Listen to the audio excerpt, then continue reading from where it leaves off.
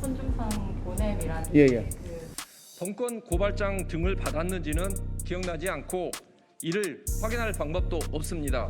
공수처가 손중상 보냄에 대해서 그 검사가 맞다고 확인을 했는데 거기에 대한 주장을 좀 그럼 맞으면 맞지. 그게 무슨 상관이 있습니까? 누가 그 뭐 아니라고 한 것도 아니고 맞다고 한 것도 아니면 맞으면 맞다고 맞겠죠. 뭐 그게 우리하고 무슨 상관이 있어요? 손준성이가 보냈다. 그게 뭐가 문제가 되죠? 하등이 문제될 게 손준성이가 보냈다. 그리고 김웅 의원이 그거 받았다. 그게 뭐 문제가 되지? 정당한 우리의 야당의 직무 활동 범위 내에 속하는 것인데 그런 걸 찾아내면 표창장을 줘야지. 그게 뭐가 문제가 돼요? 정말로 국민은 기본적인 법 의식조차 없는 이런 소시오패스 같은 발언 앞에 경악을 금치 못하고 있습니다. 손준성이 보내고 김웅이 받았다는 것이 무슨 문제냐면서 오히려 표창장을 줘야 한다는 깜놀할 만한 발언을 했습니다. 스스로 국민의힘이 국기문란 범죄에 조직적으로 가담했다는 것을 자백한 셈입니다. 정말로 국민은 기본적인 법 의식조차 없는 이런 소시오패스 같은 발언 앞에 경악을 금치 못하고 있습니다.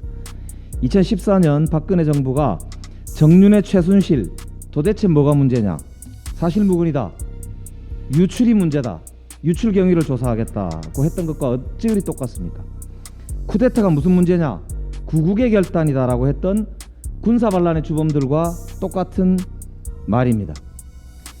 이것이 국민의힘이 여전히 독재의 피가 흐르고 정치 공작의 전문가다운 정당의 후예임을 그대로 반증한다고 볼 수 있습니다. 이준석 대표는 식물 대표가 아닌지 고민해 보셔야 할 것입니다.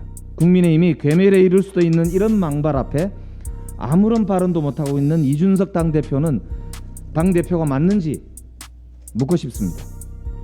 검찰권의 완전한 사유와 검찰 조직의 완벽한 하나회 같은 충격적인 실체가 고스란히 확인된 꼴입니다.